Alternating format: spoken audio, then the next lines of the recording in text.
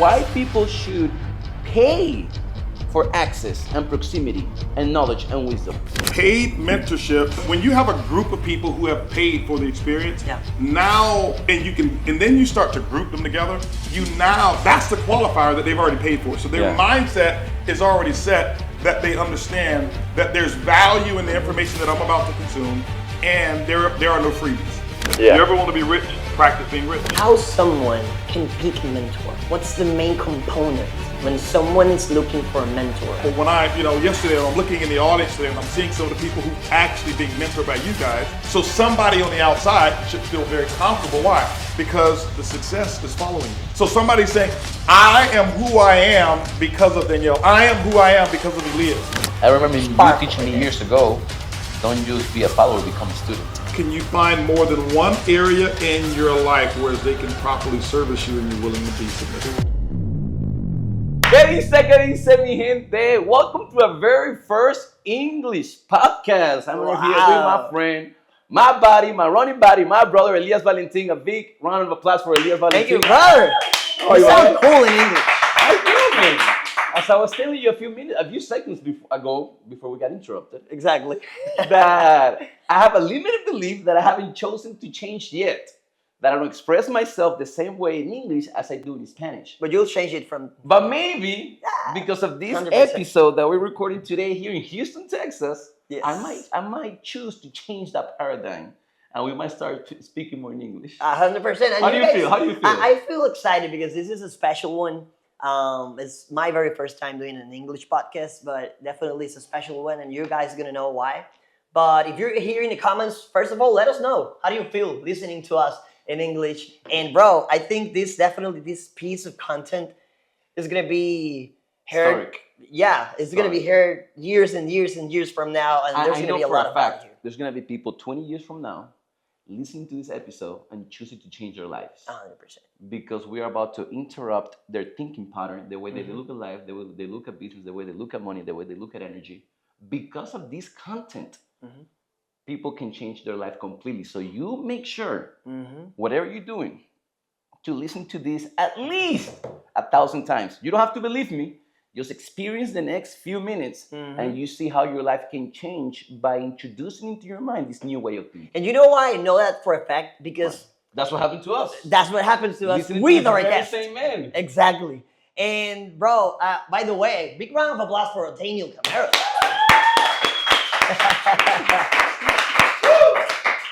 You have a nice introduction, but bro, I was about to say that the main reason why I know for a fact it's gonna be like that is because our guest is the one that changed and impacted and interrupted our subconscious pattern of thoughts. And we definitely can say a lot about him, but I want to hear it from you, bro. How do you feel of having him right here? Man, a friend of ours just asked us a few minutes ago, what is it that we do? And I said, very simple. We have taken, I was going to say we're the only ones, but I'm not going to dramatize this as much. We're one of the very few people, or maybe we're the only ones, that we have gotten these men's principles, leadership, philosophies, and applied it to the teeth for the past 10 years. 100%. In a very obsessive way. Obsessive. I can tell you for a fact that nobody has more recordings of these men speaking in their phone as I do, as you do. There is nobody that can finish this man's sentence like we do. There is no, we probably understand his thinking better than he does. In English.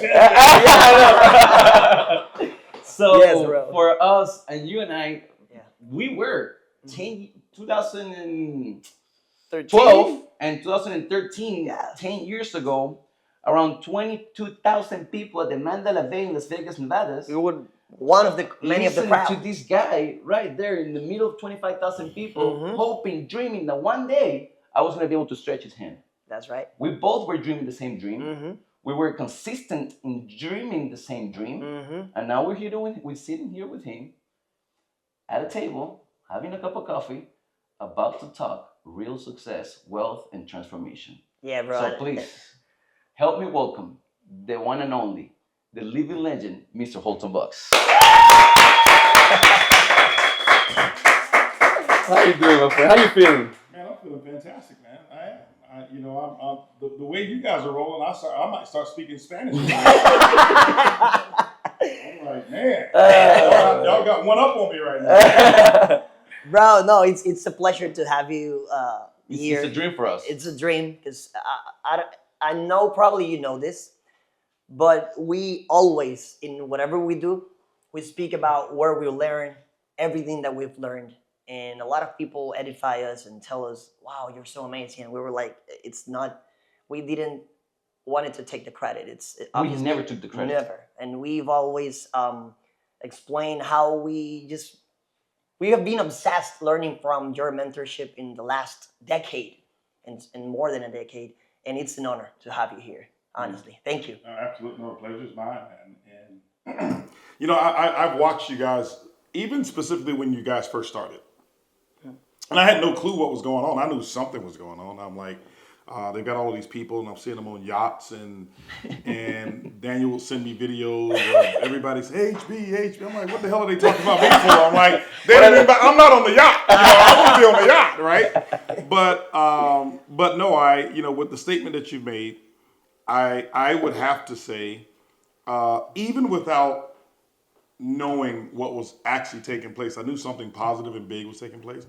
I would say that you guys have duplicated and taken the information that you've gotten from me, and not only duplicated it, you have actually spread it to other people probably more effectively and more broadly around the entire world than anybody else has. Mm-hmm. Wow. Yeah. And so it's for me, it's a joyful experience to watch what you guys are doing and how you guys are doing it. And I can sit here and say I'm a big fan.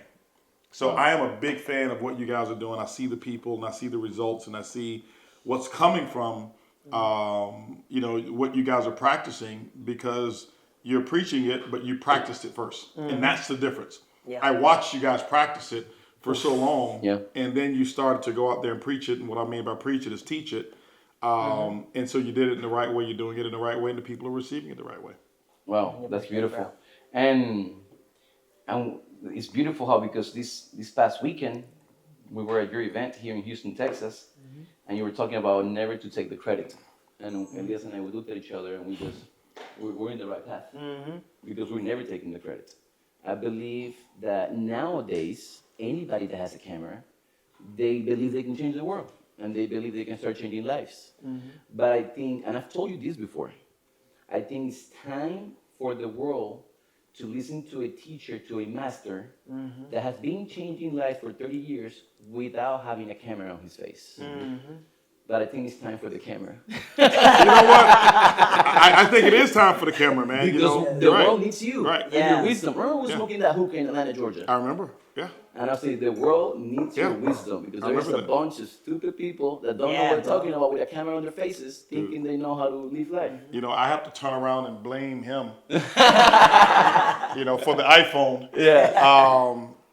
No, he's the reason he put an iPhone in everybody's hands, and then everybody now, wanted to go from Steve Jobs to Steven Spielberg, and thinking that they can actually create a movie. But no, the world has changed. And everybody has an opinion, and that's the problem. Because some opinions are educated and some are not educated. Some experienced and some are throwing their opinion out and waiting for the experience to come after. Yeah. And that's the dangerous part. And so the reason I feel very comfortable with you guys and confident is because you guys went and got the experience first. And then your opinion now is valued by people all over the world. So. But you're right, man. It's time for the camera. So, people ask me, well, why haven't you gone out and done podcasts and done this and done that? I've always been so focused on my craft, been focused on exactly what it is that I'm doing. Become the best at it. Right. You already know mastery is the key for me. So you go from student to learning. Then obviously I talk about the end goal is mastery. And so to become the master at whatever you do, I wanted to focus on what I did in building people, and And so I wasn't looking to be on everybody's set, wasn't looking to be on everybody's stage. I got invited so many different times, turned down so many opportunities to be on someone's stage because that's not what I was looking for. You know, I didn't need it to make money. My craft and my business made me way more than enough money than you can have in lifetimes. So my focus was just that narrow focus of doing what it was that I did, and as long as I saw the result in other people, that was my camera lens. It was the eyeballs that they have as they look themselves in the mirror and they look themselves to their family. Those eyeballs and that lens that they actually used, that was my camera. And I've seen the effect of that. But as I said, you know, yesterday, the first part of my life, I used it for. I focused a lot on accumulation and not necessarily just from a material standpoint, but material parts of it as well. The second phase of my life is really now about impact. And one of the things I realize is that technology allows me to broaden my impact. So sitting here right now allows me to impact people that I never would have been able to reach before. And so you're just seeing the very beginning of what you saw yesterday. Obviously, you guys being there, I want to say, you know, thank you as well, as I told the entire audience. Thank you for being at the very first event of the second phase of HB. And the world hasn't seen what's about to take place. Can you tell us a little more about that second phase, about that second wave of HB? Yeah. You know, as I mentioned, I set a definition of purpose in my life years ago. Yeah. Okay, and I told you that. One day I was just, you know, walking around my bedroom, and you can be satisfied at income at different levels. All right, and there's always levels to it. Now, obviously, I wasn't just killing it back then. I wasn't even making millions of dollars at that time, but I was free. You know, I was on top of money. I was making way more money than my expenses. My expenses were very low. And but because I had this money coming in, I started looking for purpose. Okay, I started looking for purpose, and I'm pacing back and forth in my room, and I'm like, there's got to be something better than this. Yeah. You know, because every day all I'm doing is just waking up, and I know I'm going to make X number of thousands of dollars today. Well, that shit gets boring. Yeah. Like that gets boring real quick. And so I said to myself, I said, I'm going to impact the lives positively from a spiritual, personal, and financial standpoint. I'm going to impact the lives of 1 million people. And nothing happened. I wasn't even tickled. And I was like, that doesn't move me. Didn't move me at all. And then I said, I'm going to positively impact the lives of over 100 million people. And I was afraid. I got goosebumps. I was challenged, and I didn't know how I was going to do it, which you don't need to know how. I just made a declaration that I was going to do it. And when I made a declaration of me being able to, or of what I was going to do, my life changed in that room. About 50% of the shit that I was doing, I immediately it went out of the window. Why? Because now, when I made a choice to be great, you had 50% of my habits that didn't contribute to greatness. So when you see people saying, oh, you know what, I need time to stop doing this, or stop, you know, playing golf, you know, 5 days a week, or stop watching television, or stop listening. I made a declaration. I was afraid that I was not going to achieve it. I didn't know in how long of a period of time it would take me to achieve it. I just knew that I was going to do it, and I got real serious about it, and I went about doing it. And I used the vehicle of network marketing at that time to do that. Okay? And so I always tell people, I'm not a network marketer. Never have been, don't ever want to be. You always one. said that. Yeah, never want to be one, okay? I'm not going to ever limit myself to just, I'm a network marketer. No, that's stupid. I use network marketing to impact the lives of these people. Which has been your purpose, the impact. It's the impact, right? It's the impact. And even shifting gears, I knew probably about 3 or 4 or 5 years later after meeting you, I saw your level of discipline, and we would talk about certain things, but I knew, I'm like, he is so disciplined. He is so focused. He's a hard worker. He's going to do exactly what somebody tells him. I say the thing about it is this. I believe he's going to make more money somewhere using these principles, but he's probably not going to make the type of money of what his potential is in this company. You should have told me, bro. I would have saved like 10 years of my life. You should have said something. And so, because, but that's a lot of people. understand that, yeah. That's a lot of people. So, so that first phase of my life was really, utilizing this tool called network marketing in a very small bubble. Okay. And I was able to do it. And so people all over the world, over, 100 plus different countries around the world, have been able to do that. Being able to break barriers down, being the first person to make $1 million a month. Change the industry. Yep. It changed the industry. And so it was more of like that Roger Bannister thing. Once I did it, then you start having more people believe that they can do it. And I'm grateful for just setting the pace of that. And it did. It's impacted a lot of people. And I accumulated a lot of stuff. Once you go down a certain phase in your life and everybody gets there at a different time, other things become important to you. Accumulation still is important, but it's in a different way, in a different phase. So now my life is about impact. Impact always drives income. So what gets me more now is when I can see a person's life transform because of what I've accumulated in terms of knowledge, wisdom, and experience. That's more of the impact, and that's more of the accumulation that I'm focused on now. But that impact is incredible. This weekend, just watching some of the people have a moment of transformation that I know their lives will never be the same again. I go home at night and I sleep like a baby, and that's what pays me. Wow, that's beautiful, bro. I wanted to ask you because, and obviously to give context, I mean, I probably know that a lot of people that are watching this know who you are, but if for some reason you're watching this and you're like asking yourself, who is our guest? Obviously, we already said you've been our mentor for over a decade, and you've been able to accumulate a lot of wealth. Okay, you were very well known in the industry of network marketing because you hit that rank of over $1 million a month, which was a new standard for the industry. And now you're speaking about a new stage in your life, but a lot of people that watch our content, they're probably in the phase that they're starting to get involved in personal development and starting to grow a business, or people, like you said, they're lost, but they're looking. Exactly. Right, lost and looking, right. But they're looking like, how can I scale my business, or how can I grow? A lot of people that watch our content are traders or are entrepreneurs in certain type of salespeople. Exactly. So you're speaking about impact and accumulation.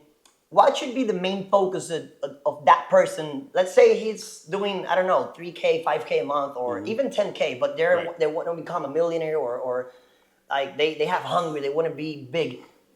Should they focus on impact? Should they focus on because I think it's probably a consequence, right? If you focus on impact, you're going to grow your income, but should they focus on accumulation in terms of being selfish, or how would you approach that for people that are watching us? What should be their focus?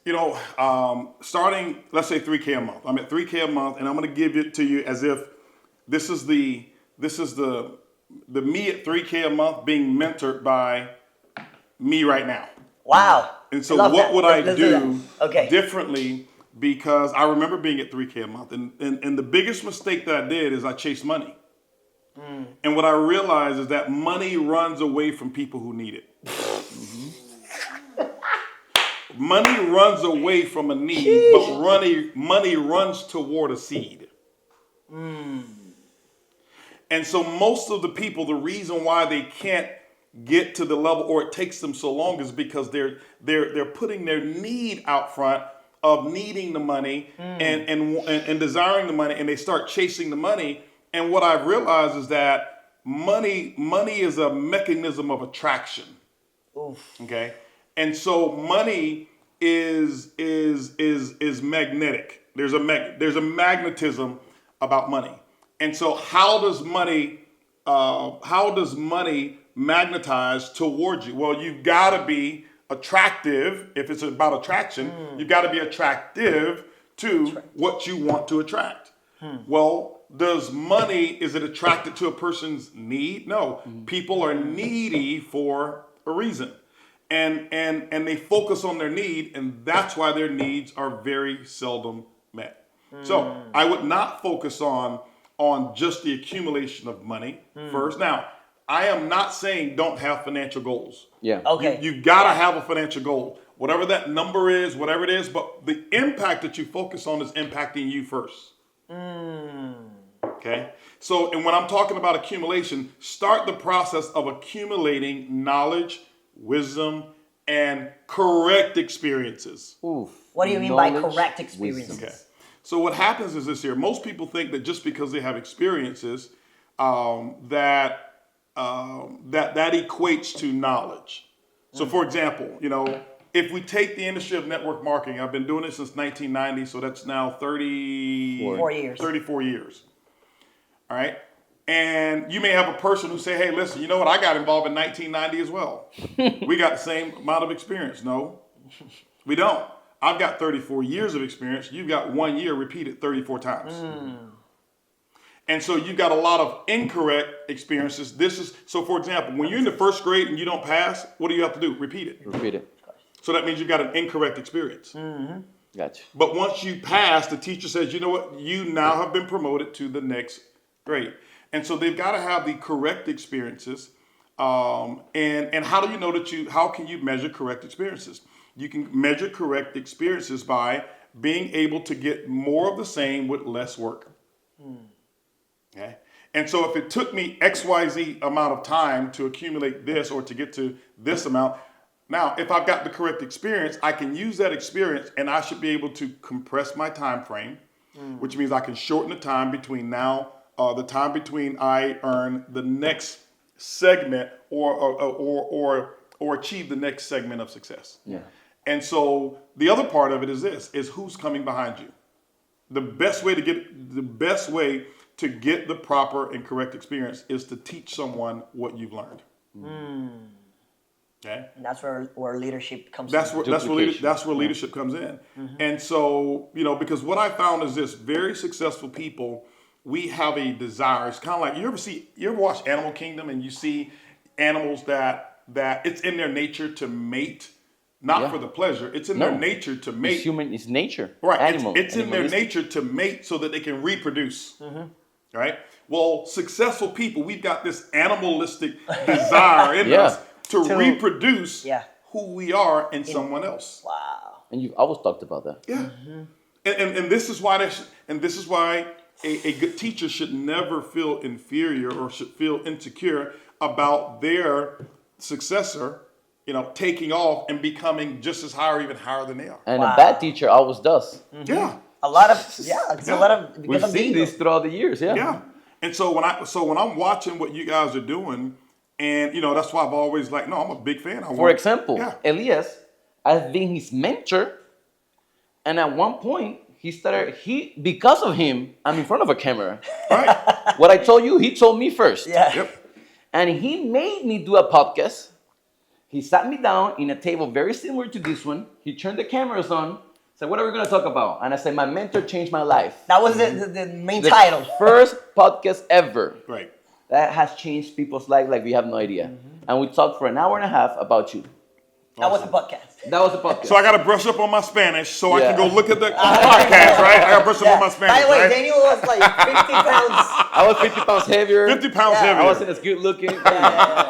Now, you said something very important. You said accumulated knowledge and wisdom. Right. Now, why people should pay for access and proximity and knowledge and wisdom? Number one, here's the thing I've learned. I can tell you what I've learned, and I said this the other day.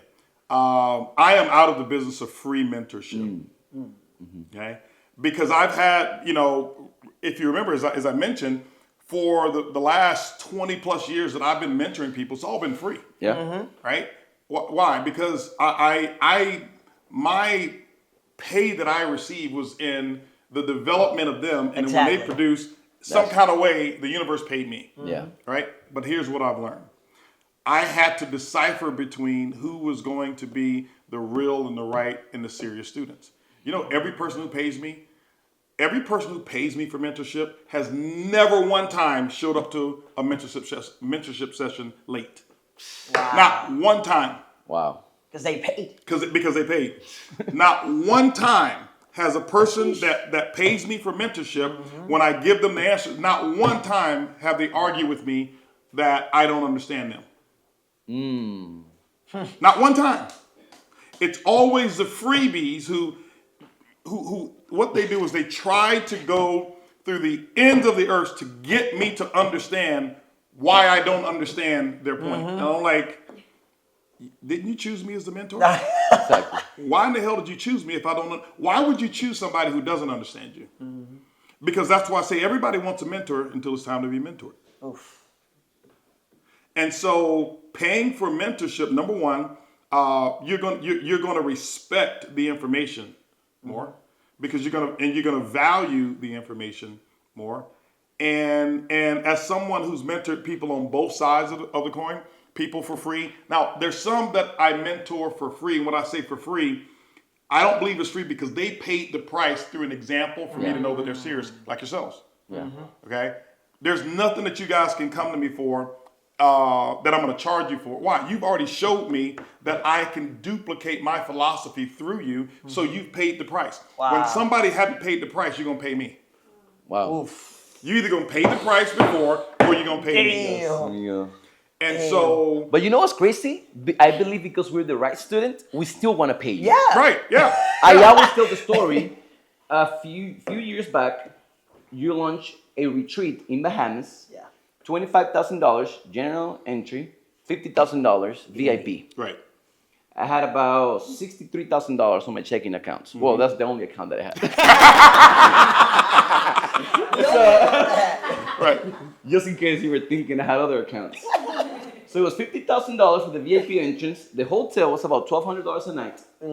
So I had to spend another $8,000 and in the hotel. So you spend like the 90% of your net worth. I stayed with like $3,000 and rent was $4,000. So do you think I doubted for 1 second to get those fucking $60,000 out of my account to go to VIP to hang out with you 4 days in Bahamas? And I had access to you already. Right, yeah. But so because I'm the right student, I understand the power of proximity, closeness. But I want to ask you something about that, because Yeah. I spoke to Daniel about this for a Right. while now. We always spoke about not everyone's going to be like obsessed with something. Right. Yeah, don't try this at home. Exactly. Because we I don't know if And you know what's the crazy part? If he would have charged $100,000, you should have charged over, bro. It was I worth it. would have given The you value was there. $100,000. Yeah. Now a lot of that week, that week, I made $90 something thousand.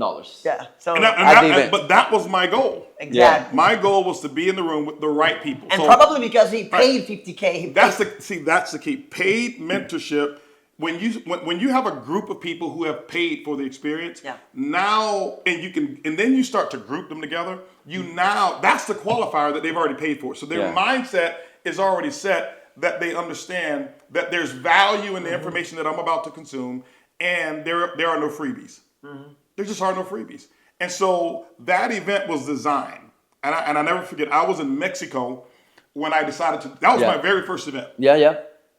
Okay, that was the very first event that I ever did that I charged for $25,000 and then $50,000 for VIP, and I set it for 50 people.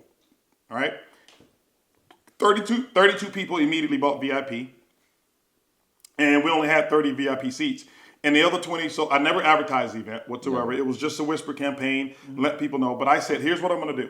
I'm going to put an event together. And it has to be the right people, but this is the first time people will come to an event and not have to wonder whether or not they got their money's worth. They will leave with more money. And many of the people will leave with more money in their accounts than they actually came with. And Daniel was one of them. Yeah. And here's the thing. It wasn't even just the money, okay? When I look back at the experience. And I look back at the people who came, and the majority of the people, here's what they said. The majority of the people said this. Where's my camera? Right here. The majority of the people said this.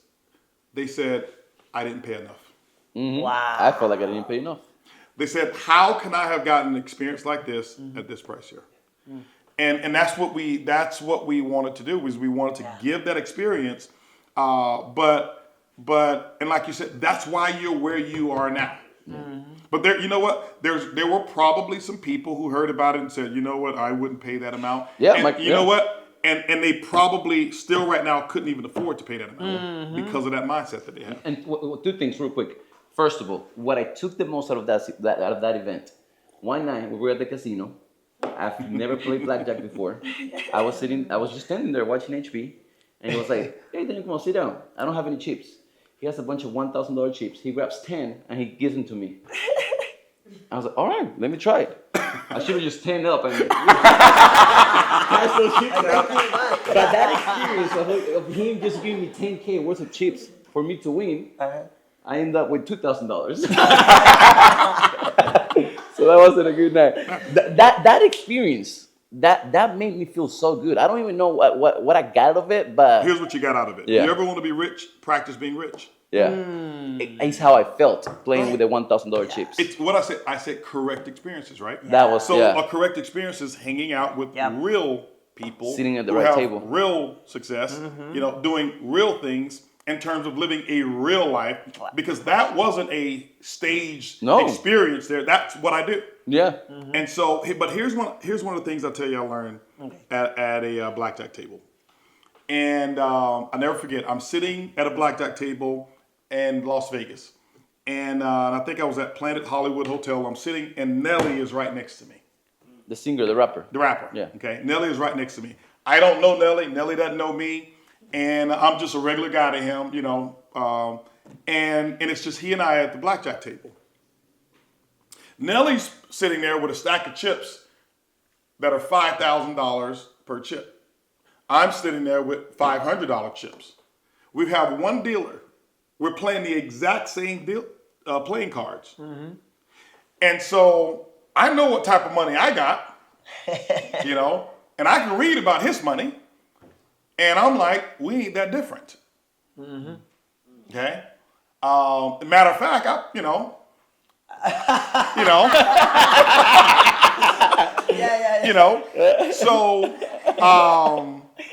but we're sitting there playing blackjack.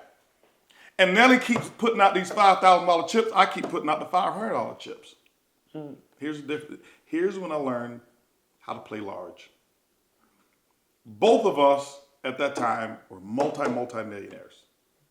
I don't know what he's doing now, whatever it is, but at that time he was hot. Both of us were killing it. He's playing 5,000, I'm playing 500. Same dealer, same set of cards. He's killing it, and he left there winning, I don't know, $50,000, $70,000, and I left there winning a few grand. Why? Same cards. The only difference was the size of the courage. Wow. Please don't go tomorrow to a blackjack table. That's all it was. And so what I watch is this. What you did is, you pulled out your $5,000 chips. That courage, and you say, you know what? I'm going all in. I'm going all in. Yeah. Okay? That's why you live the way you live today. And some people, you know what they did? They're going to play it conservative and say, you know what? I'm going to go to the event that's $250. Exactly. I'm going to go to the one that they let you finance it over 30 years, and you pay $20, and they ask for the finance plan $20 a month, right? But that's what I was doing at the blackjack table. Now, this is not about gambling, but it's about a philosophy. Exactly. It's a mindset. It's a philosophy. And what I did was this. Do you know when I set that up, this was my first time having an event, in my mind first, you know what? This event's going to be $5,000 is what I said. They won't even Johannes. Yeah. Wow. I said it's going to be $5,000. And just like in my bedroom, I didn't feel anything. I didn't feel anything. Because it wasn't about, I wasn't looking for how much money I was going to make from the tickets, from people who were coming. Because if that was the case, I could have opened it up to hundreds of people. We turned a lot of people away. No, I want the right people in. And when I said, I'm going to make it 10,000, and then I was talking to my team, and they said, 10,000, but dude, do you understand what this is worth? Okay, 25,000, 50,000 VIP. And you know what happened? Be candid with you. Got those butterflies again. Beautiful. Here's the butterflies. who's going to pay for it? $50,000, my first event, I've never done $50,000 for an event. Daniel Camaro. To come and sit and pay $50,000, who's going to come pay? Wow. And so even myself, we all have our first time of doing something. And what happened was, as soon as I put it out there, I made 4 phone calls, and maybe 4 or 5 days later, it was sold out. Wow. That's beautiful. That's dope. Yeah. So Now the second thing that I was gonna say, also had the same thinking pattern, because in Orlando, when he was already having success with his content creation and his programs, he kept thinking, how do I give money to Holton Buggs? He almost went diamond. He kept asking me, how can I give money? I'll make it real easy. Okay? I'll make it real easy. All right? And then he was like, dude, you know what? I'm just going to go diamond. You know what I'm saying? And then, but now we can give money to HB. Yeah. Matter of fact, I'm going to pass you his bank account. Okay. And And you transfer. can both give us money. And see, now here's the thing. You know, and people will watch this and think, oh, they set this up. This is staged. They're trying to trick people into wanting to. No, it's a philosophy. It is. Okay? And the reason why I love it, not because you guys look for ways to want to give me money. You know, since I've started my social media, that's what I get a lot now. I get, how can I buy something from you? Do you have a course? You have this, you have that, you have this. And obviously, I haven't sold anything from my social media yet. Right? Yeah, right?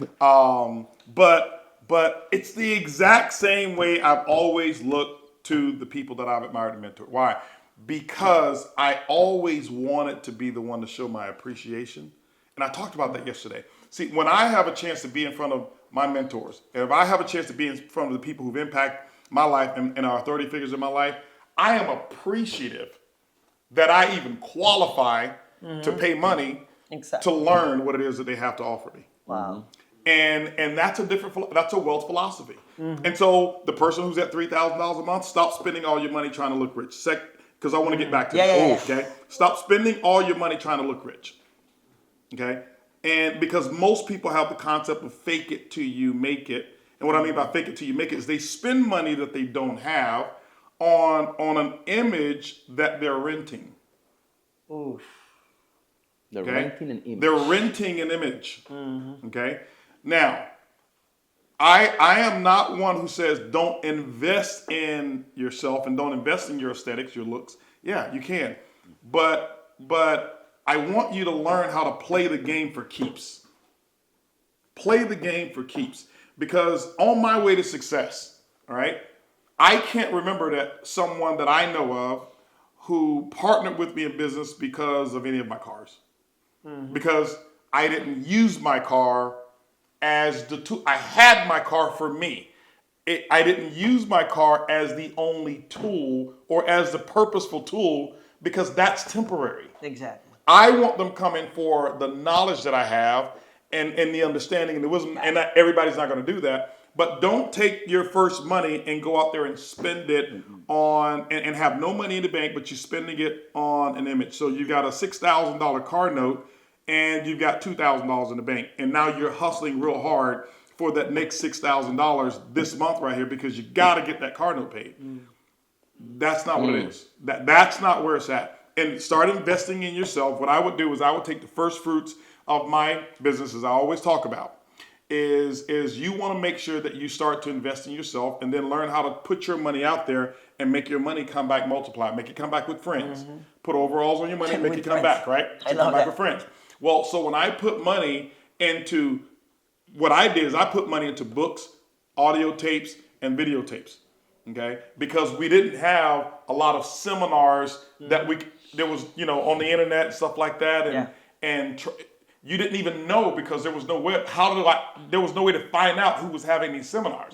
So all I knew of was books and audio tapes. Okay, and so I devoured books and audio tapes. My first year, or my first time in networking, I spent about $70,000 over a period of 7 years. So I spent $10,000 a year. Now I averaged about $70 a month. You were in drawdown. Yeah, I was in deep drawdown. Yeah. Okay. They were about to do, just an equity call, right? And so I was averaging $70 a month in income, but I was putting more money into the business and audio tapes, and people thought that I was crazy because I'm spending more money than I'm bringing in, but it's like the Chinese bamboo tree. And the Chinese bamboo tree operates off of a principle that you actually plant the seed. And that's why I say money's attracted to a seed, not a need. So you plant the seed. So I was planting the seed up in here by devouring the books, devouring the tapes, and association. So anytime I could get around someone, I learned more by the association. But how did I learn how to properly associate? Through the audios, through the videos, through the tapes and books, right? So what I did is I would plant the seeds up in here. And so with the Chinese bamboo tree, you plant the seed and you water it, you water it, you water it, you water it, you water it, and you see nothing. And you see nothing. And you see nothing for a period of about 5 years. And you're starting to wonder, did I actually do the planting? Wow. Oof. And what happens is the majority of people go and dig up their seed. How do they dig up the seed? Start asking themselves stupid questions. I shouldn't have spent the money on that event because I haven't become rich and I haven't done this. And so now you're digging your seed up, and every time you dig your seed up and you start to replant, you got to start the time process over again. So if you wait 3 years and it's 5 years for a Chinese bamboo tree to mature or to start, and in year 3 you dig it up, guess what? Now you got 8 years in. Wow. And so what I did is I watered my seed and watered my seed and watered my seed, and the Chinese bamboo tree works like this. After a period of around 5 years, and they all don't work exactly the same, just like not one of us are going to have success at the same time. We never will. But what will happen is, as long as you're faithful of watering and protecting the seed that you put down, that Chinese bamboo tree, there's some work that's actually going on down below the ground. There's some work that you can't see, and the universe has made it so that dirt is not transparent. Because if dirt was transparent, people would actually try to learn the trick and not allow the trade to germinate, not allow the process to take place. And they try to go remanufacture it. But because you can't see through dirt, you don't know what's happening. And the next thing you know, after a period of 5 years, that Chinese bamboo tree would actually sprout up over 80 feet in a matter of 5 days. And so when people look at some of my success and say, wow, how did it happen for you so fast? I'm like, no, mine was over 20 plus years. Wow. But if there was anything I can do differently, there's some tapes I should have bought that I didn't buy. Wow. Bro, you know what? It all connects because what I was about to say is, I think if we've duplicated everything, but one of the main things we've duplicated is the thought process of, I will invest whatever it takes in terms of not just money, time, energy, whatever it takes, in order for that bamboo tree to someday, I'm going to be at peace, even though I don't see any results. Someday it's going to take place. And that's what happened, at least for me, and I think for yourself as well. It was more than 10 years. Now, I've been able to create a 7-figure income, but when I didn't have any money at all, like I've never missed an event that because I borrowed that belief from you. Right. I've never missed an event that I qualified to attend. Right. Now, whenever you announced an event, I was there, and I live in Puerto Rico, so I couldn't have a bus. I had to a plane ticket. Right. So it was almost $2,500 on average every 90 days. Let's say it's like yourself. It was $10K a year just in events, plus every other investment I did through the year. But I saw it as an investment to be around the environment and because I learned, to be subscribed to the thinking that outgrows my thinking. And I just say, like, this is the guy I have the results. So even though I don't achieve anything for a decade, if I learn how to think like he does, it's a matter of time. 2 + 2 equals 4. So I'm going to have the results. Now, I was obsessive. Daniel was obsessive in terms of, even I don't have the money, I'm going to fucking look for the money. Right. I don't know how, but until today, we ask ourselves, how the fuck we have no idea. I don't know how. Yeah. But we did it. Now, my question is, I don't know if that's the word, but is it healthy for someone to do something or try to do something like this in home? Is it, can this be a guarantee for someone to achieve success? Someone to go out and do the same thing with it? Of course, it's a guarantee, but you have to be the guarantor. Ooh. Yeah. Mine wasn't, this wasn't a wish of mine. This wasn't a hope. Hope is a horrible business strategy. Oof. See, when my family looks and and I give them the plan saying, I hope things are going to be okay, that breeds insecurity at home. She better go look for another guy. When I start saying, I hope things are going to be okay. No, this shit is going to work because I'm the guarantor. Oof. Okay? And so the guarantee, I'm the one who's delivering the guarantee. And so that's what I did. And so here's the thing I want to tell you though. I want to tell the people that this shit ain't easy. Just because I tell you that, yes, I can guarantee it and you can guarantee your own success, it's not easy. This shit sometimes is hard. It is. You're going to go through stuff that you never imagined that you'd have to go through. Specifically, if you're talking about being amongst the elite. If you want to be amongst the top, that shit is difficult. It's not difficult, but it is hard.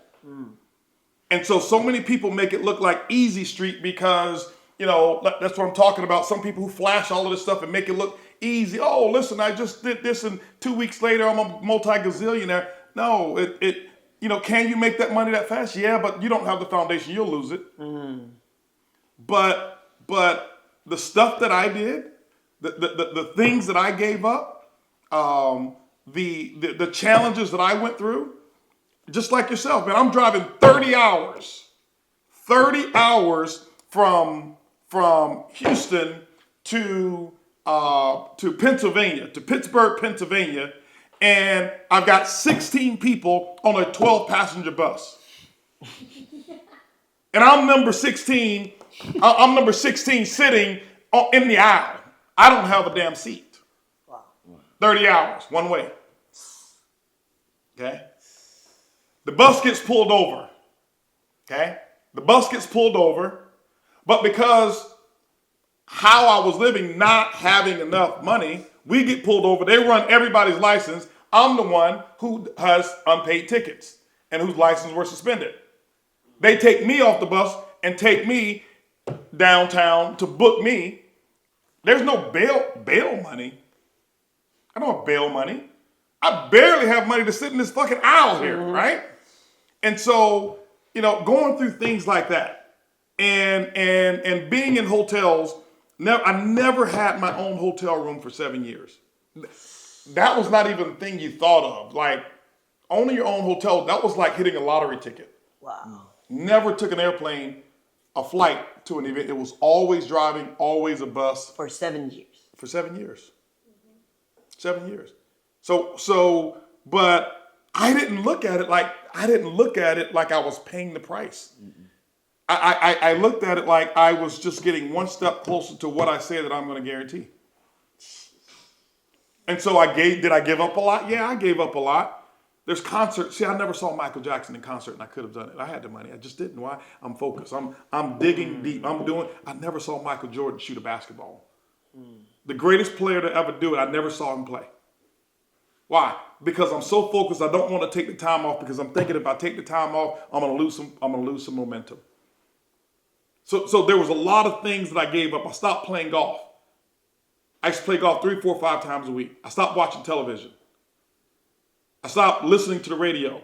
There was music I didn't listen to. There was things that I didn't do. There was just all of these habits that I had of pleasure. I removed all of these pleasure habits that I had, and I became, to most people, the most boring guy in the world. I duplicated you. I was boring as hell. But I understand that I didn't give up anything. I was making an investment, and the purpose of making an investment is expecting a return. And so because I gave up golf, I never forget, I bought 2 homes on golf courses. Had 2 country club memberships. Why? I gave that shit up for so many years. I can golf whenever I want to now. I gave up watching television. I got 27 televisions in my house right now. 27? 27. I got a television in mine. You got a movie theater. Yeah, I got a big huge cinema that holds. I think we said 16 people or something like that. I've got 3 televisions in my bowling alley. Got a projector screen in the bowling alley, plus 2 other televisions in my bowling alley. And my barbershop, I've got a television.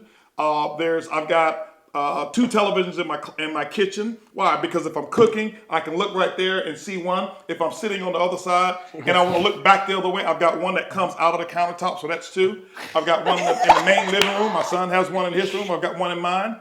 I've got one in my bathroom into a marble wall, cut into a marble wall. Yeah. I've got one in there. I've got one in every other bathroom. In every other bedroom. Got one in my office. And I think she's got 2 in her closet.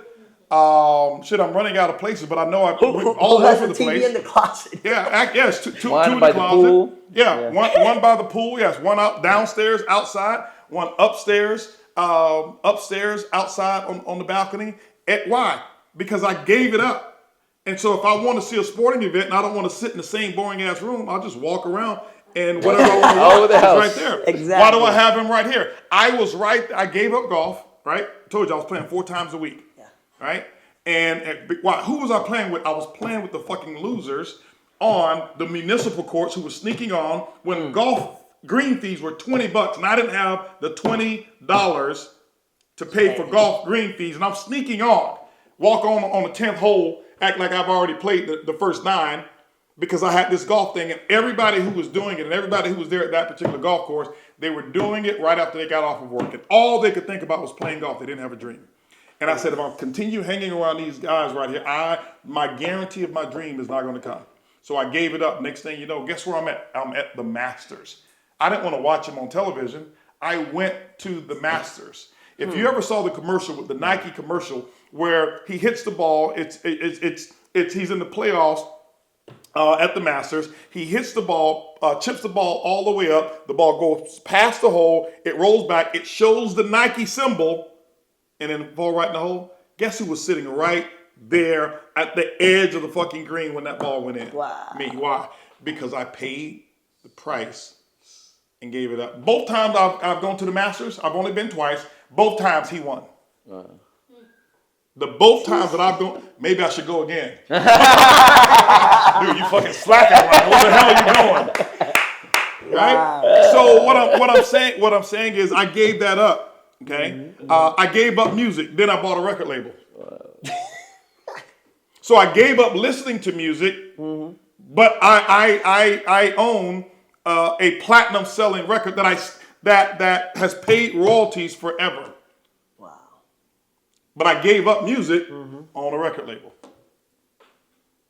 So when you start looking at it, that I give that shit up quicker now. I do it all over again. I give it up faster. And that's why I said, if there's any regrets that I have, there's some books that I should have bought. There's some meetings that I should have gone to. There's some mentors I should have paid. Of course. And you know what I'm thinking? Because you're saying if you just give this away, you're gonna multiply it. Yeah. So if you give your money away, you're gonna multiply it. Yeah. All right. Now it's not. Here's people in church give their money away and they still broke. Let's clarify that. Because I want to qualify, right? Yeah. Because there's a lot of pastors around here saying, "Hey, just give me your money," right? Okay. And the pastor multiplies, but the people don't, right? What I'm saying is this: you got to understand where you're sowing, because if you're sowing into a dead end, to some dead end soil, that's not fertile. Oof. There will be no multiplication.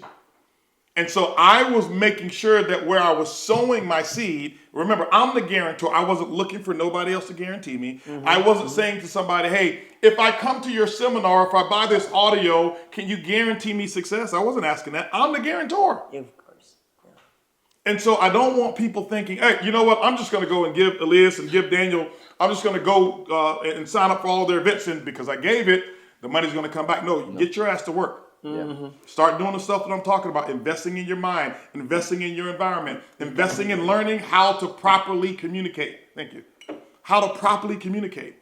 And so what I start, because see, the way I grew up in the projects of Tampa, Florida, I didn't speak as clear as I do now because clarity in communication was not a premium. You know how those mumble rappers speak? That was kind of how we spoke. Wow. We understood each other. Nobody else did. You know, but we were lazy in language. We had a lazy vocabulary.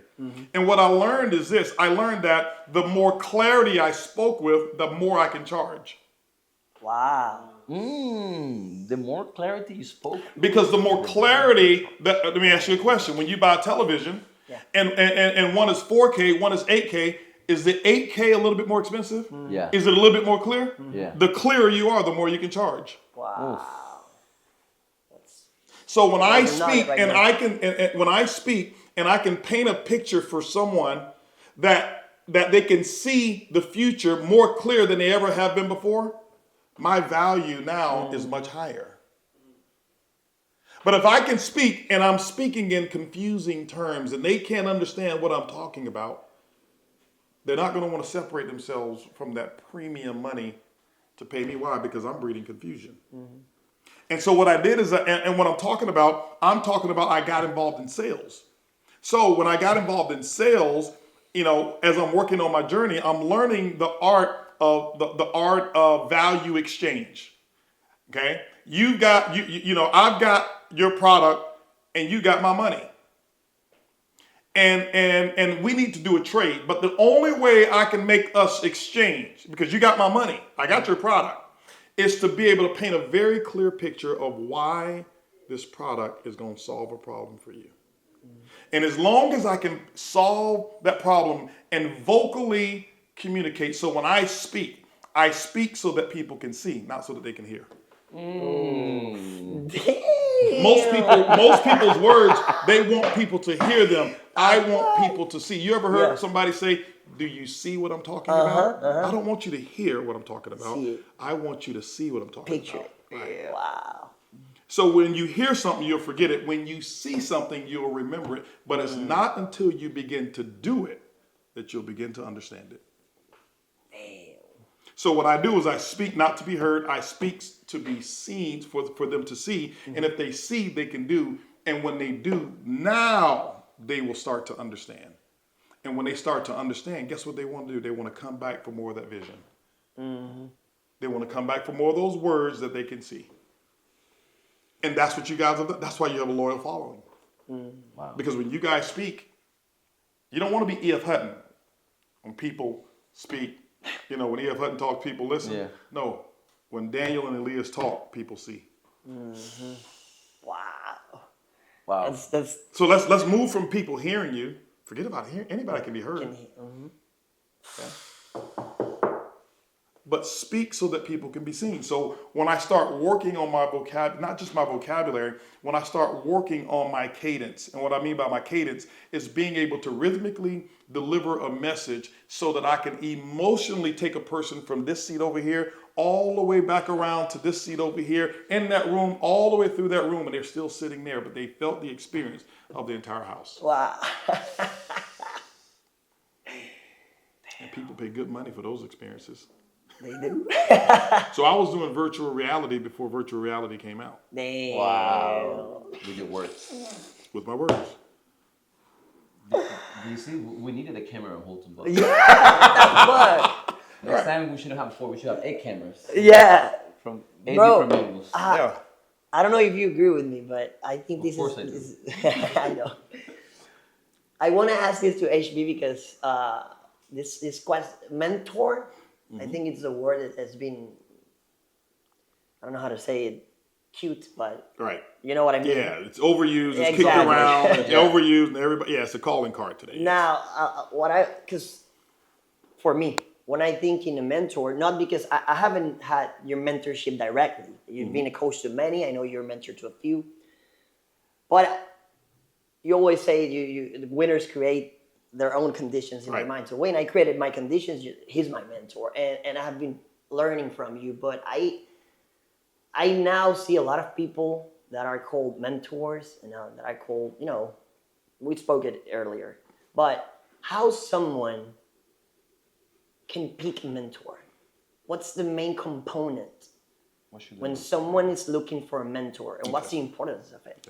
Number one, when you're looking for a mentor, you want to make sure that the person who's mentoring you has been able to duplicate the skill sets that you're looking to acquire in the lives of other people. Oof. So the number one thing I always ask, what's their resume look like? So not just he done it, but duplicate. Right. How many Not people just that they've following done this it. person Right. has had the same success he preaches. Right. So for example, when I, yesterday I'm looking in the audience today and I'm seeing some of the people who've actually being mentored by you guys. So somebody on the outside should feel very comfortable. Why? Because the success is following you. So somebody's saying, I am who I am because of Danielle. I am who I am because of Elias. And you've got countless number of those people. So now that qualifies you for the first step of mentorship. Number two, when you look for a mentor, you don't expect perfection from your mentor. Oof. Never expect perfection. Okay? Am I ready for mentorship, or am I still on the coaching level? Mentorship, okay? Coaching is this. Coaching is like sending an email of information. Mentorship is Bluetoothing the information. Ooh. See, if I was to take my phone and your phone and Bluetooth, I'm now downloading the information down to you versus sending the information to you. Okay. So mentorship is that it's about proximity. Email, you can be across the world. I'm just going to send you this information. You can read about it. But mentorship is when we can have close, whether it's on the phone, but it's in an intimate setting. It's 1-on-1 or 2-on-1 or 3-on-1. But you've got those settings. Whereas now I'm going to download my way of thinking. My goal is to download my way of thinking, not what I think, but my way of thinking. My goal is never to teach you what to think, but how to think. Wow. Yeah. Okay? I remember you Sparkle teaching me right there. years ago, don't just be a follower, become a student. Exactly. Right. Because most people try to maintain followers instead of build great leaders. Exactly. Why? Because if I'm a mentor, specifically if I get paid for mentoring you, well, when you become the great leader, I am inferior that the payment's going to stop. So I keep, and that's not just from a coach, that's specifically in network marketing. Okay? Because that you have a lot, I'm a mentor, blah, blah, blah, and I'm a coach. No, you're not. You got in first. Exactly. It's not the same thing. You got in first, that's all. You found out about it first, but that doesn't qualify you. So, number one, what other duplicatable success do they have? Now, can you find more than one area in your life where they can properly service you and you're willing to be submissive to? Ooh. Let's talk about submission. Listen. One of the clips that went Bro, viral fuck yeah. 2 years ago, Right. In the first podcast in the we did. first podcast, is when I say, how do I translate it into You English? said, I'm a freaking I'm a fucking... submissive. I'm a freaking sometido. How do you say sometido? Somebody helps me. Well, but I say I'm freaking submitted to To my HB. mentor. Yeah. See, there's power in submission. Most people look at the word submission and think submission because you hear the word sub, which means below and under. Right? Submission. Okay? And they think, well, it's below. Specifically, when you deal a lot with women, they look at that word and think, no, there's power in submission. Okay? And so when I deal with my mentor, I am very submissive to my mentor. This is why you choose someone very carefully. So if they don't have the qualities and the value system in their life that I value and want to duplicate, I know I'm not willing to submit, so I will allow coaching to take place, but I will not subscribe to mentorship. Wow. Because I can learn from some people who've got some fucked up philosophies. Exactly. Yeah. Okay? You just take that. Because all I'm doing is taking the skill. Okay? I'm taking the science and I'm taking the skill set that they have, and I can, because they're very good at XYZ, I can actually take that. But I'm not going to submit to mentorship. Why? Because I already know they're fucked up. Wow. And that's not where I want to be. So what I look for is, okay, well, yes, this person, they're not perfect, but they have certain philosophies specifically from a character basis. Character is number one. Character does not have to be flawless. Character does not have to be perfect, but character has to be ever present. Okay? And so why? Here's the thing. Because, and I want to speak to this because I mentor, the majority of the people that I mentor are in relationships or married. Yeah. Okay? So here's where mentorship breaks down, because most people never think about this. So my wife, all right, and who submits to me, all right? And if I am submitting to someone else, all right, which I should be, because that's why she feels secure when I submit to someone else. And if the someone else that I'm submitting to have character flaws, she feels insecure. So what's going to happen is that the Bluetooth connection is not going to come from here to me down to here. It's going to stop somewhere. And I can't now duplicate the information that I'm getting, the mentorship that I'm getting. I can't duplicate it to the first person that I should be teaching, and that is my wife. Yeah. So this is why when you say, hey, I'm hanging out with HB, Talita's not worried about where you are. You with me. But if I didn't have the character that she signed off on, I'm hanging with HB. Well, where you going? What time are you going to be back? It's going to be all of these questions. Yeah. So anytime you hear all these harmony. questions about being with your mentor, that means that somebody hasn't bought it yet. Somebody hasn't signed off. It doesn't have to be perfection, but the character has to be there. Okay? Because remember, the purpose of mentorship is, like I said, is that innate desire that we have to pass our information on. It's like a gene. We want to spread our seed. That seed of knowledge that we have, that's what we want to do. This is why you guys love taking the phone call or love being in front of the room with people. Some people look at it and think, oh, they just love the money. No, we love the money comes along with it. Exactly. Okay? Impact drives income. And so that's why I tell people, don't chase the money, chase the impact. The money's going to start chasing you. And so why? Because we have this desire. Yesterday, this is why, the last 2 days, 8 hours, 9 hours, 10 hours a day, I'm on the stage, didn't take a piss break at all. The whole time. Delivered the entire event. Why?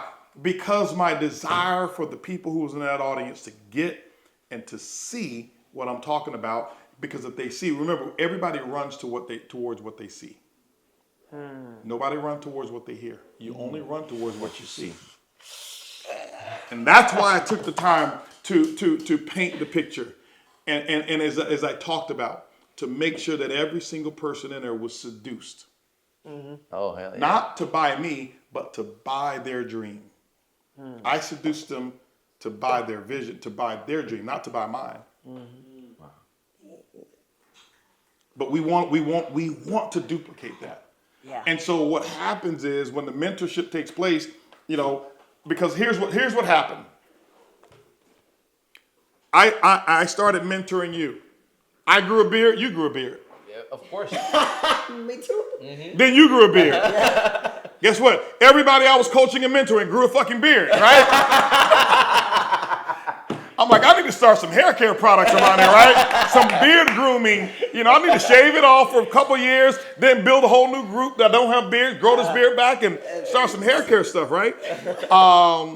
Because why? Because you're going to take on the traits of your mentor. Oh. You don't always take on the personal traits of your coach. Man, I duplicated the socks, the suits, the ties. Everything. Except the hairstyle. Everything. Everything. And so that's the but that's why also being a mentor, you've got to be responsible.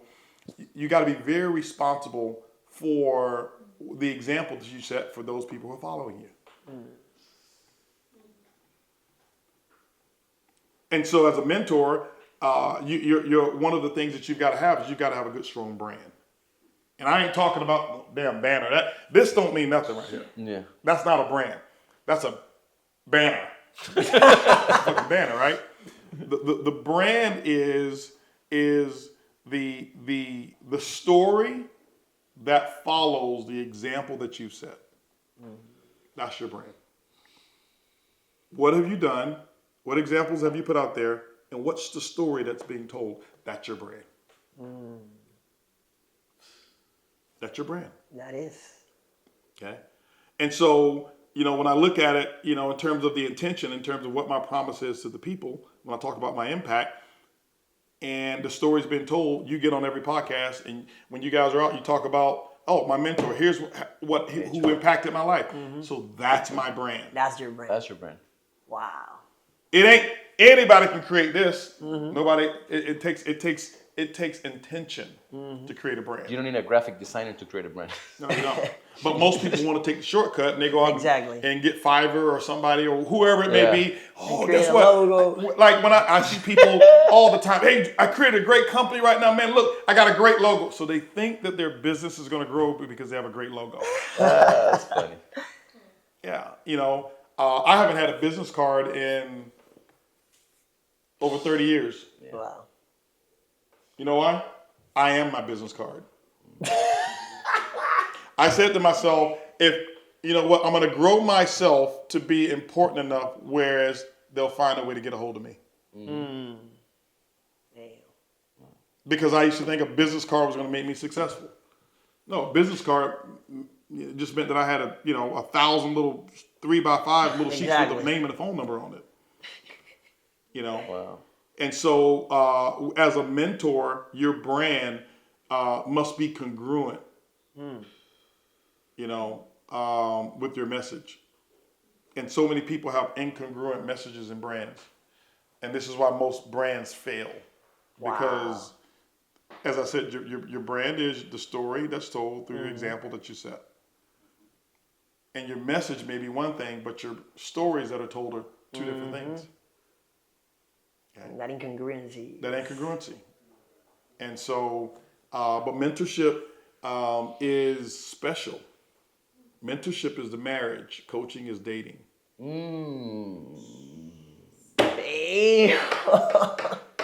When you're dating, you don't take it as serious. When you're dating, there's negotiation in terms of what you're going to accept. When I am being mentored, I've never had an argument with my mentor. I have not always agreed, but submission simply means that I have put this person in a place that I would rather be wrong in agreement than right out of alignment. I fucking can't believe it. This is why. Because a mentor is going to have a higher percentage of being right. Exactly. And if I practice being in agreement, I'm going to have more situations that I've done it right than taking the victory that, I went against my mentor and I won. Exactly. Because now I'm picking and choosing. And that leads to what I call situational stewardship. Oh, my God. And situational stewardship and situational studentship means that I'm straying away or moving away from principle-based stewardship. And you want to have a principle in terms of how you communicate and operate with your mentor. So we've had disagreements, and when I say disagreements, we've had thought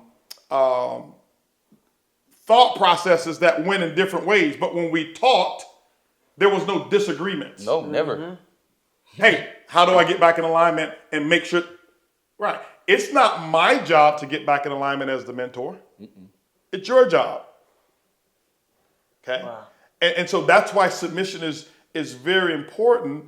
And people get their feelings hurt a lot. And that's why I say, people are, most people want to be, they want mentorship until it's time to get mentored. Yeah. Until it's time to get mentored. I always say, I'd rather lose with my mentor than win without my mentor. Yeah. Yeah, because see, here's why. Because if you lose 2 or 3 times, I'm coming to get you. Oh, absolutely. As long as you're with me, if I see you're losing 2 or 3 times, nope, I can't let him go down that path. Exactly. I'm coming to get you. I'm coming to get you and bring you with me. But when I know that you're a situational student, number one, I'm not going to keep you that long, first of all. Exactly. And I'm going to let you do it on your own. I'm going to let you do it on your own. And that's one of the... See, mentorship is the shortcut. Oof. And most people want to shortcut the shortcut. Wow. You don't shortcut the shortcut. That is the damn shortcut. Mentorship. And so when I look at people that I mentor, in some ways I'm a little envious of them. I'm gonna tell you why. Because I didn't have that type of mentorship or access to it the way that the people who have access to me that I mentor and coach. Feel that. And this is why I'm so serious about it, because you ever see people who grew up and maybe their dad was not in their life and they say, you know what, I'm going to be a much better father than my father was to me. Yeah. I am going to be the mentor that I never had. Wow. That's what you have done. I'm not going to be perfect. I'm not. I'm going to be wrong. You know, I was wrong once. Before. No, but in all seriousness, no, I'm going to be wrong in certain areas, but we're going to regroup and we're going to get it right. Exactly. Always. Always. It's the simplest path. But like we said, most people want credit for doing it themselves. They think I'm a self-made. I ain't self-made. No. How can I be self-made when I relied on inspiration from other people? When I relied on knowledge from other people? When I relied on the science, the art forms? When I relied on skill sets and techniques from other people, and then I'm going to use it all and say I made it myself? Stupid. No, I am not self-made. And I think being self-made, when people told me they're self-made, I'm like, you know, if you weren't self-made, if you were help-made, you'd have done it much faster. Become mentor-made, Of course. idiot. Mentor-made. Wow. That's dope right there. You know, but but here's the thing. I wasn't going to allow the lack of proximity, physical proximity to a mentor to stop me. That's why some of the mentors that I have, I know more. I've never met them. They don't even know I exist. I know more about them. I know more about their kids. I can tell them their story to them. And I know shit about them that they've forgotten. Yeah. It happens to me all the time. Exactly. Yeah. I correction the years. No, that was in Right. 1992. Yeah. And so why? Because I took it so seriously. And you can't put a price tag on that. And proximity as well. Being a part of a group. Okay? And so, you know, when you can be a part of an organization or a group and have access to the information, even if I don't have one-on-one access, but to be able to hear what's going on, to participate with what's going on, do it. Yeah. I tell people do it all the time.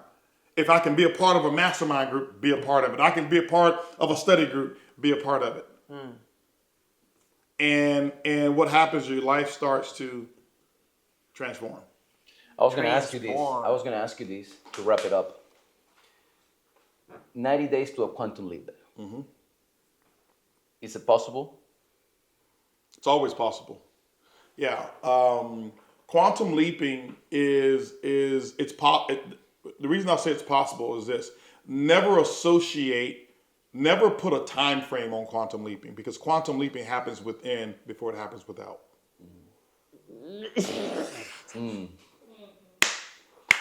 You've got to build 20 feet of belief before you can jump 10 feet. So you've got to start to build that belief system in here first. And the quantum leaping, like I said, quantum leaping is basically being able to compress time frames by but also getting an accelerated result. But as I told you, I don't believe in time. I don't associate with time. Now, do I have to come down off of my high horse and relate to other people because that's the language that they speak? Yes. Okay. But I'm able to communicate at a level so that I can make sure that I'm heard and understood. But I don't process things like that in terms of time, specifically when I'm talking about quantum leaping. I'm going to do the shit until the job is done. Period. And so, because the time that I put on it, what if I put too much time on it? What if I put 2 years on a particular goal that really could have been done in 9 months? I just shortcut myself. Why? Because I allotted a certain amount of time. I put the time out there before I even knew what the requirements were inside to actually have this particular output. Because see, when you put the time on it, you're now chasing money. This is why most people talk about I make X number of dollars per week, X number of dollars per month, X number of dollars per year. When last time you heard a billionaire say that? Wow. Because they don't focus on units of time as it relates to money. They focus on impact. As we talked about the other day, I told you billionaires focus on building networks, not net worth. And so, that's a whole nother podcast, Yeah, I know. That's a whole nother podcast. But yeah, quantum leaping is the ability to compress time frames so that right now we're speaking so that the listeners understand what I'm really talking about. You compress those time frames and you're able to get a desired output that is abnormally within a shorter period of time than what is typically recorded out in the public. So when I decided I was going to go to $1 million a month, I had never made $100,000 a month. Wow. You know when I made that decision? Right here in this room. Right here in this house is where I made that decision. So living in this house, you didn't make $100,000 a month. No. Wow. And that was Most money I'd ever made was $72,000 a month. Oh, I think I made 80 grand in 1 month, but 72,000 was kind of that was where my mental thermostat was. That was what, 10, 15 years ago, or? Oh, no, it was way longer than that. That was longer? back, 18. okay, I'll tell you, that was back between 2001 and 2007. So it was about 2004, 2005 is when I was around 20 years ago. Yeah. That long? Yeah. You see why I don't talk about time? Damn. Wow. Yeah. So, and so I made a decision that I was going to get to $1 million a month. Do you know why? Why? Because it was possible. I didn't need $1 million a month to live. I didn't need $1 million a month, to in terms of to get things done. It was possible. And my goal was stretching me. My goal was to just become that person who had the magic. I set the goal for me to be the magician. When I started to learn, which is another podcast, when I started to learn who I was, which we can't, because We'll have to make freedom. That's what you used to call. That's what you used to hashtag freedom. Because you finally understood who you are. When I learned who I was, things changed. When I learned who I was, that's when I stopped even thinking about numerically about money. Wow. Because let me ask you a question. When's the last time have you thought about how much oxygen you're going to need today? Why? Because wherever you go, it's going to be around you. And you'll never run out of a supply of it. Limitless. And so what I understand is I understand where money comes from. I understand who I am, where I come from, what I'm really made of, okay, and how I was created. And so as much as I was created and knowing that oxygen is what's needed to supply this body with a portion of conscious life, I also understand that what I've been created from also has enough resources of money to supply every breath that I want to take financially. Wow. Wow. That's a whole different level. Yeah. But I talk about that because there's different levels to it, and I want people to know that, because some of your listeners are going to get bored when they get to $100,000 a month or $1 million a month. They'll get bored there, and they'll be wondering what's next. Well, what's next is when you now can start measuring your success and your satisfaction and your fulfillment off of something other than money. But society has given us a gauge that's the only thing that we can measure on is money. So when you meet somebody, you say, hey, what do? You don't give a fuck about what they do. You want to know How much how energy? Huh? you want to know how you're going to treat them. Yeah. Wow. Hey, hey man, I do construction. Oh, I was going to invite him over to watch the fight. I don't hang out with construction people. That's what the person's typically thinking. Mm-hmm. Oh, I'm a doctor. Oh, you're a doctor? Hey, listen, why don't you come on over to the house? I'm having a fight. So what happened is somebody has put out there that the measure of money that you earn is going to be in direct proportion to the quality of the person that you are, and that's not the truth. It's just not the truth.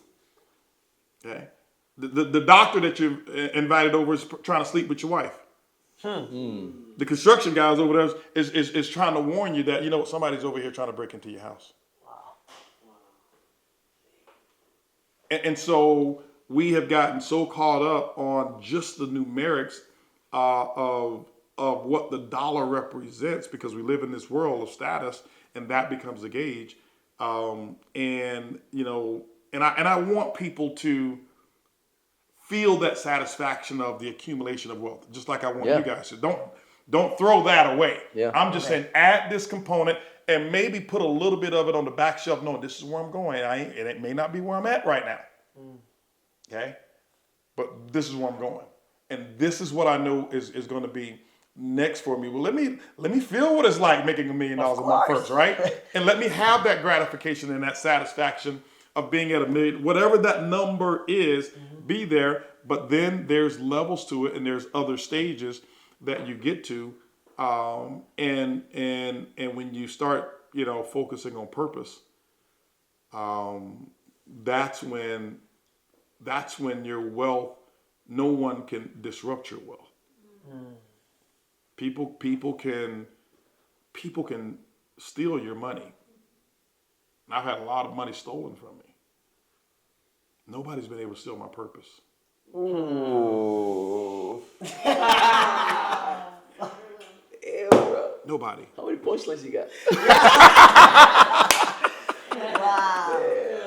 Whoa. So me. I just love being able to do this, man. We can do a whole Netflix series. Hey, I'm telling you. Hey, listen, man. Joe Rogan, you better watch out. All right. I got the next Latino Joe Rogans right here. That's right. Spotify, $200 million contract. I called it, right? I'm manifesting it right now.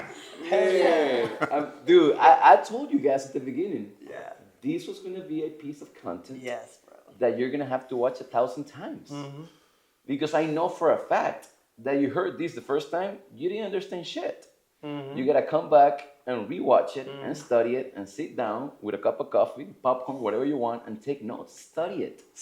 Because this information will change your life. This is like a millionaire mentorship. Now, you know what can transform your life? What? Having more access. It's true. And not everybody qualifies, but if you do want to know more about HB formula to quantum leaping, we're going to leave some links or something so they can fill out a form and see if they're a potential 100%. Prospect to have. Because not everyone can access to that type of mentorship. Not everybody will understand. Exactly. No, you got to be ready. Don't ask me for my Instagram. I don't even know the Instagram. I know my name is in it. I just know my name is in it, but I don't know the full thing, right? It's going to be here. It's going to be here. Dude. Don't put me on the spot. Dude, like, these past 2 days, I felt amazing. Listening to the couch, listening to you in the couch, a few minutes ago, I felt like I was doing a meditation. Like, you know that feeling when you meditate, you feel in peace, you feel this energy through your body. I was just there looking at HB and listening to him, and I felt like I was meditating. Sitting here this past hour, I just feel in peace. I know you're feeling the same shit in the other side of the screen. 100%. So imagine feeling like this 24/7, having the right mentor, having the right coach. How do you feel? Bro, I'm feeling grateful because I know this level of information, and to be honest with you, if you're watching this, like we paid our price to learn this. I think if you're watching this in your home, don't take this for granted, because what's free normally we don't value. Act as if you paid $1 million to watch this podcast. I would create that condition, like if you want, send me $1,000 and then watch this. But bro, if to close this, we can sell this shit. Fuck yeah! Fuck yeah! Don't upload it on YouTube. We're gonna sell. But bro, I feel grateful. I feel honored, and I want to close. If someone is watching this and wants to know how to earn, or if his, I don't know, if he deserves to be mentored by you, I know you're gonna be launching something. What would be your advice to that person that wants to learn from you? You know, for the person who's saying, "Hey, I want to learn from HB," my first question is why? Why me? I know why me, but do you know why me? Because I don't play around when it comes to mentorship. And so when I put my stamp on somebody that I mentor, my reputation's on the line when you don't get the result. Okay? And so this is why I mentor the few and coach the many. But be ready. You know, when we had our event, you saw the video that I put out. Hey, here are the requirements to get here. Come here with vulnerability, ready to be transparent. You know, we're going to get rid of all the bullshit because we get right to it. And I mentored the person, the whole person. I never mentored the business because most people are coming here because they want to make more money. Exactly. Yeah. If you're looking to make more money, just sell more of what you're selling. If you're willing to transform your life and dominate every area of your life and business and get to the point where money is never an object anymore, now you're ready for what I have to offer you. Wow. I have no freaking clue what you sell or what you do in business, and I don't care about what you do in business because it's never the business. When I transformed my mind, my thinking, everything else around me transformed. My relationships, my health. I don't look my age. We went back and we looked, at pictures and videos that we had 15 years. I look better today than I did 15 years ago, 20 years ago.